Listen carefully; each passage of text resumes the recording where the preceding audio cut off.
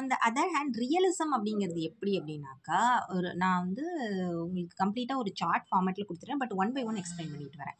So realism அப்படிங்கிறது எப்படி இருக்குன்னா, இதுக்கு மெயின் இம்பார்ட்டன்ஸே வந்து சோஷியல் டெவலப்மெண்ட்டும் இண்டிவிஜுவலுக்கும் தான் குடுப்பாங்க.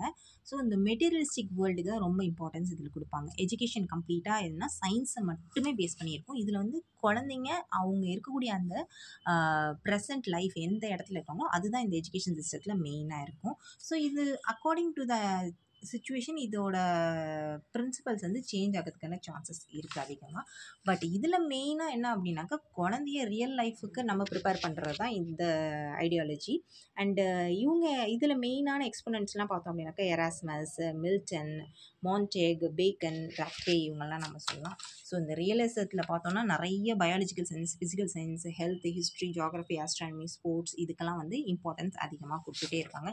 இது மெயினா பார்த்தோம் அப்படின்னாக்கா, டீச்சரோட ரோல் தான் இதில ரொம்ப சுப்ரீமான ரோலா இருக்கும். அவங்க தான் வந்து குழந்தைங்கள இந்த ரியாலிட்டி லைஃப்க்கு இன்ட்ரோடியூஸ் பண்றவங்களா இருப்பாங்க. அண்ட் இது எதை எம்பசிஸ் பண்ணும் அப்படின்னாக்கா, டிசிப்ளினா நேச்சரோட சேர்ந்து இந்த சோஷியலா டே டு டே லைஃப் நம்ம வாழ்றதுக்கு எப்படி இருக்கணுமோ, அதெல்லாம் கத்துக் குடுக்குற மாரி தான் இந்த எஜுகேஷன் சிஸ்டம் இருக்கும்.